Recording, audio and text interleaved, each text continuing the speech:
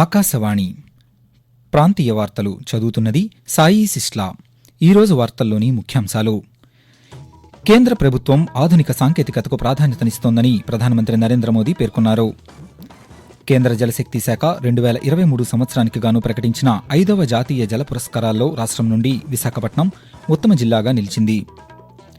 అల్పపీడనం భారీ వర్షాల హెచ్చరికల నేపథ్యంలో 6 జిల్లాల్లో సహాయ పునరావాస చర్యలకు రాష్ట్ర ప్రభుత్వం నిధులను విడుదల చేసింది. ఉత్తరాంధ్ర ప్రజల ఇలవేల్పు విజయనగరం పైడితల్లి అమ్మవారి ఉత్సవాల్లో ప్రధాన ఘట్టమైన సిరిమానోత్సవం ఈరోజు జరగనుంది. ప్రముఖ శాస్త్రవేత్త పూర్వ రాష్ట్రపతి డాక్టర్ ఏపీజే అబ్దుల్ కలాం జయంతి ఈరోజు. వార్తల వివరాలు. కేంద్ర ప్రభుత్వం ఆధునిక సాంకేతికతకు ప్రాధాన్యతనిస్తోందని ప్రధానమంత్రి నరేంద్ర మోదీ పేర్కొన్నారు. ఢిల్లీలోని భారత మండపంలో ఈరోజు నిర్వహించిన 2024 అంతర్జాతీయ టెలికమ్యూనికేషన్ యూనియన్ ప్రపంచ టెలికమ్యూనికేషన్ ప్రామాణిక అసెంబ్లీ WTSA సమావేశాన్ని 8వ విడత భారత మొబైల్ కాంగ్రెస్ 2024ను ప్రధానమంత్రి ప్రారంభించారు. ప్రపంచ సవాళ్లను అధిగమించి పరస్పర సహకారాన్ని పెంపొందించడమే భారత్ ప్రాధాన్యత అని ప్రధానమంత్రి పేర్కొంటూ, भारत दुनिया को कॉन्फ्लिक्ट से बाहर निकालकर कनेक्ट करने में ही जुटा है। प्राचीन सिल्क रूट से लेकर आज के टेक्नोलॉजी रूट तक भारत का हमेशा एक ही मिशन रहा है, दुनिया को कनेक्ट करना और प्रगति के नए रास्ते खोलना। ऐसे में WTSA और IMC की ये साझेदारी भी एक प्रेरक और शानदार मैसेज है.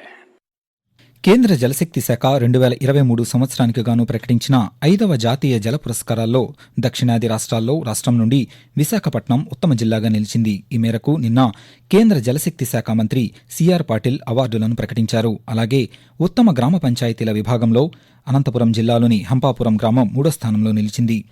ఉత్తమ నీటి వినియోగ సంస్థల విభాగంలో గుంటూరులోని కోనేరు లక్ష్మయ్య ఎడ్యుకేషనల్ ఫౌండేషన్ 2వ స్థానం, విశాఖపట్నానికి చెందిన శ్రీ తిరుమల నగర్ రెసిడెంట్ సంక్షేమ సంఘం 3వ స్థానంలో నిలిచాయి. అలాగే తిరుపతి ఐఐటికి ప్రత్యేక పురస్కారం లభించింది. ఈ నెల 22వ తేదీన ఢిల్లీలోని విజ్ఞాన్ భవన్లో జరిగే కార్యక్రమంలో రాష్ట్రపతి ద్రౌపది ముర్ము విజేతలకు పురస్కారాలు ప్రదానం చేయనున్నారు.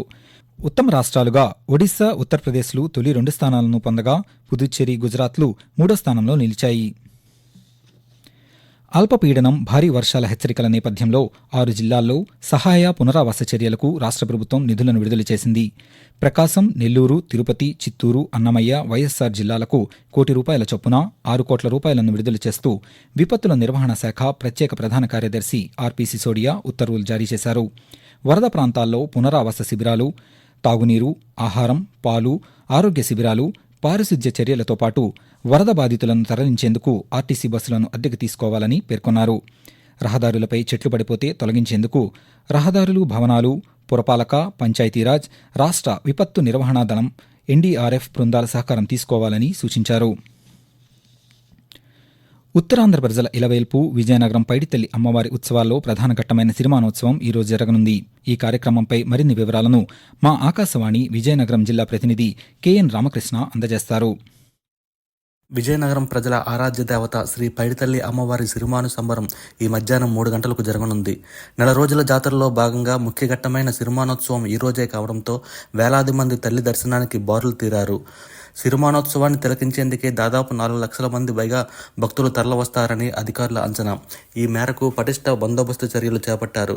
రాష్ట్ర ప్రభుత్వం తరపున మంత్రి కొండపల్లి శ్రీనివాస్ అమ్మవారికి పట్టువస్త్రాలు సమర్పించారు.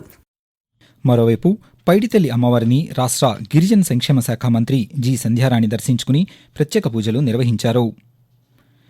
రాష్ట్రంలో 200 కిలోమీటర్ల పొడవైన 13 రాష్ట్ర రోడ్ల అభివృద్ధికి కేంద్ర రహదారి మౌలిక వసతుల నిధి నుండి 400 కోట్ల రూపాయలను మంజూరు చేసినట్లు కేంద్ర రహదారి రవాణా శాఖ మంత్రి నితిన్ గడ్కరీ సామాజిక మాధ్యమం వేదికగా వెల్లడించారు. గుంటూరు జిల్లాలోని గుంటూరు నల్లపాడు రైల్వే మార్గంలో 98 కోట్ల రూపాయలతో Shankar Vilas road over bridge ROBని 4 వరుసలతో నిర్మించడానికి ఆమోదం తెలిపినట్లు ప్రకటించారు.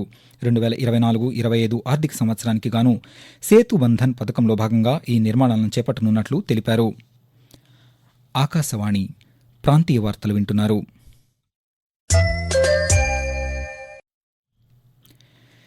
కేంద్ర ప్రభుత్వ వికసిత్ భారత్ లక్ష్యానికి అనుగుణంగా రాష్ట్ర ప్రభుత్వం స్వర్ణాంధ్ర 2047 విజన్ డాక్యుమెంట్ ప్రణాళికలను రూపొందించాలని ప్రభుత్వ ప్రధాన కార్యదర్శి నీరబ్ కుమార్ ప్రసాద్ సంబంధిత శాఖల కార్యదర్శులు, జిల్లా కలెక్టర్లను ఆదేశించారు. అమరావతిలోని రాష్ట్ర సచివాలయం నుండి స్వర్ణాంధ్ర 2047 విజన్ డాక్యుమెంట్పై దృశ్య మాధ్యమం ద్వారా జిల్లా కలెక్టర్లతో నిన్న సమీక్ష నిర్వహించారు. ఈ సందర్భంగా ఆయన మాట్లాడుతూ రాష్ట్రంలోని 686 మండలాలకు గాను విజయనగరం, మచిలీపట్నం, నంద్యాల, ఒంగోలు, చిత్తూరు 5 అర్బన్ మండలాలు మినహా మిగతా మండలాలన్నింటిలో మండల విజన్ ప్రణాళికలు పూర్తి చేశారని చెప్పారు. అదేవిధంగా జిల్లాల ప్రణాళికలను త్వరితగతిన రూపొందించేలా చర్యలు చేపట్టాలని సంబంధిత అధికారులను ఆదేశించారు. ప్రముఖ శాస్త్రవేత్త, పూర్వ రాష్ట్రపతి డాక్టర్ ఏపీజే అబ్దుల్ కలాం జయంతి ఈరోజు. తమిళనాడులోని రామేశ్వరంలో 1931 అక్టోబర్ 15వ తేదీన ఆయన జన్మించారు. ఇంటింటికి పేపర్ వేసే స్థాయి నుండి రాష్ట్రపతిగా ఎదిగిన అబ్దుల్ కలాం జీవితం ఎంతోమందికి స్ఫూర్తిదాయకం. ఆయన ప్రసంగాలు యువతకు జీవిత పాఠాలు. కలలు కనండి, నిజం చేసుకోండి అంటూ పిల్లలకు, యువతకు అబ్దుల్ కలాం తన ప్రసంగాల ద్వారా స్ఫూర్తినిచ్చారు. భారత అంతరిక్ష పరిశోధనా సంస్థ ఇస్రో, భారత రక్షణ పరిశోధన అభివృద్ధి సంస్థ DRDO శాస్త్రవేత్తగా పనిచేసిన ఆయన అగ్ని, పృథ్వీ లాంటి క్షిపణులను తయారు చేసి మిజైల్ మ్యాన్గా ప్రసిద్ధి చెందారు. అబ్దుల్ కలాం భారతరత్న సహా ఎన్నో పురస్కారాలను అందుకున్నారు. మరోవైపు అబ్దుల్ కలాం జయంతి సందర్భంగా రాష్ట్రపతి ద్రౌపది ముర్ము, ప్రధానమంత్రి నరేంద్ర మోదీ, రాష్ట్ర governor justice S Abdul Nazeer, ముఖ్యమంత్రి నారా చంద్రబాబు నాయుడు ఆయనకు నివాళులర్పించారు. రాష్ట్రంలో ఈ నెల 22, 23 తేదీల్లో జరగనున్న అమరావతి డ్రోన్ సదస్సు 2024 నిర్వహణకు రాష్ట్ర ప్రభుత్వం ఉత్తర్వులు జారీ చేసింది. డ్రోన్ ఫెడరేషన్ ఆఫ్ ఇండియాను ఈ జాతీయ సెమినార్ నిర్వహణ భాగస్వామిగా నియమించినట్లు ఉత్తర్వుల్లో పేర్కొంది. వాణిజ్యపరంగా డ్రోన్ల వినియోగాన్ని పెంచడమే లక్ష్యంగా గుంటూరు జిల్లా మంగళగిరిలోని సీకే కన్వెన్షన్లో 2 రోజుల పాటు ఈ జాతీయ సదస్సును నిర్వహించనున్నట్లు తెలిపింది. డ్రోన్ సిటీ ఏర్పాటుకు సంబంధించి మార్గసూచికని ఈ సదస్సులో రూపకల్పన చేయనున్నామని, వ్యవసాయం, వైద్యారోగ్యం, పట్టణ ప్రణాళికలు, శాంతి భద్రతలు, వస్తు ఉత్పత్తి రంగాల్లో డ్రోన్ల వినియోగంపై ఈ సదస్సు నిర్వహించనున్నట్లు పేర్కొంది. వాతావరణం. ఆగ్నేయ బంగాళాఖాతంలో ఏర్పడిన అల్పపీడనం పశ్చిమ వాయువ్య దిశగా కదులుతూ ఈరోజు తీవ్ర అల్పపీడనంగా బలపడనుందని అమరావతి వాతావరణ కేంద్రం వెల్లడించింది. దీని ప్రభావంతో రాష్ట్రంలోని పశ్చిమ గోదావరి, ఏలూరు, గుంటూరు, బాపట్ల, పల్నాడు, ప్రకాశం, నెల్లూరు, కర్నూలు, నంద్యాల, అన్నమయ్య, చిత్తూరు, తిరుపతి జిల్లాల్లోని కొన్ని ప్రాంతాల్లో భారీ నుండి అతి భారీ వర్షాలు కురుస్తున్నాయి. ఈ నేపథ్యంలో ప్రకాశం, నెల్లూరు, తిరుపతి జిల్లాల్లో విద్యాసంస్థలకు ఆయా జిల్లాల కలెక్టర్లు సెలవులు ప్రకటించారు. రాష్ట్రంతో పాటు ఎగువన మహారాష్ట్ర, తెలంగాణలో కురుస్తున్న వర్షాలతో కృష్ణానదిలో వరద ప్రవాహం పెరుగుతోందని అధికారులు తెలిపారు. గత రాత్రి విజయవాడ ప్రకాశం బ్యారేజ్కి 45,000 క్యూసెక్ల వరద నీరు వచ్చిందని, ఆ నీటిని సముద్రంలోకి విడుదల చేస్తున్నామని బ్యారేజ్ అసిస్టెంట్ ఇంజనీర్ దినేష్ తెలిపారు. ఈ క్రమంలో కృష్ణానది పరివాహక ప్రాంత ప్రజలు అప్రమత్తంగా ఉండాలని, మత్స్యకారులు నదిలో చేపల వేటకు వెళ్లవద్దని అధికారులు ఒక ప్రకటనలో కోరారు. రాష్ట్రంలోని ప్రభుత్వ పాఠశాలల్లో 2024-25 విద్యా సంవత్సరంలో 7, 10 తరగతుల్లోని ప్రతిభావంతులైన విద్యార్థుల కోసం ఎడ్యుకేషనల్ ఎపిఫెమీ సంస్థ ఏటా నిర్వహించే ప్రతిభా పరీక్ష నోటిఫికేషన్ వివరాలను రాష్ట్ర పాఠశాల విద్యాశాఖ డైరెక్టర్ విజయరామరాజు నిన్న విడుదల చేశారు. ఈ సందర్భంగా ఆయన మాట్లాడుతూ ఈ పరీక్ష 2 దశల్లో నిర్వహిస్తారని, ప్రశ్నాపత్రం తెలుగు, ఆంగ్ల మాధ్యమాల్లో ఉంటుందని చెప్పారు. జిల్లా, రాష్ట్ర స్థాయిలో నిర్వహించే పరీక్షలో విజేతలైన వారికి 9 లక్షల రూపాయల నగదు బహుమతులు ప్రదానం చేయనున్నట్లు తెలిపారు. ఆసక్తి గల విద్యార్థులు వచ్చే నెల 14వ తేదీ వరకు రిజిస్ట్రేషన్స్ 2025.php వెబ్సైట్ ద్వారా దరఖాస్తు చేసుకోవచ్చని వెల్లడించారు. రాష్ట్రంలో భూముల రీసర్వే పూర్తయిన గ్రామాల్లో గ్రామ సభలు నిర్వహించాలని రాష్ట్ర ప్రభుత్వం జిల్లా కలెక్టర్లను ఆదేశించింది. రీసర్వేపై రైతుల్లో అవగాహన కల్పించాలని, డిసెంబర్ 31లోగా ఈ ప్రక్రియ పూర్తి చేయాలని రెవెన్యూ సిబ్బంది, సర్వేయర్లను ప్రభుత్వం ఆదేశించింది. ఆకాశవాణి ప్రాంతీయ వార్తలు ముగించే ముందు ముఖ్యాంశాలు మరొకసారి. కేంద్ర ప్రభుత్వం ఆధునిక సాంకేతికతకు ప్రాధాన్యతనిస్తోందని ప్రధానమంత్రి నరేంద్ర మోదీ పేర్కొన్నారు. కేంద్ర జలశక్తి శాఖ 2023 సంవత్సరానికి గాను ప్రకటించిన 5వ జాతీయ జల పురస్కారాల్లో రాష్ట్రం నుండి విశాఖపట్నం ఉత్తమ జిల్లాగా నిలిచింది. అల్పపీడనం, భారీ వర్షాల హెచ్చరికల నేపథ్యంలో 6 జిల్లాల్లో సహాయ, పునరావాస చర్యలకు రాష్ట్ర ప్రభుత్వం నిధులను విడుదల చేసింది.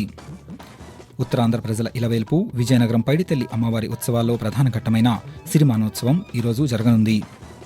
ప్రముఖ శాస్త్రవేత్త, పూర్వ రాష్ట్రపతి డాక్టర్ ఏపీజే అబ్దుల్ కలాం జయంతి ఈరోజు. ఆకాశవాణి ప్రాంతీయ వార్తలు ఇంతటితో సమాప్తం.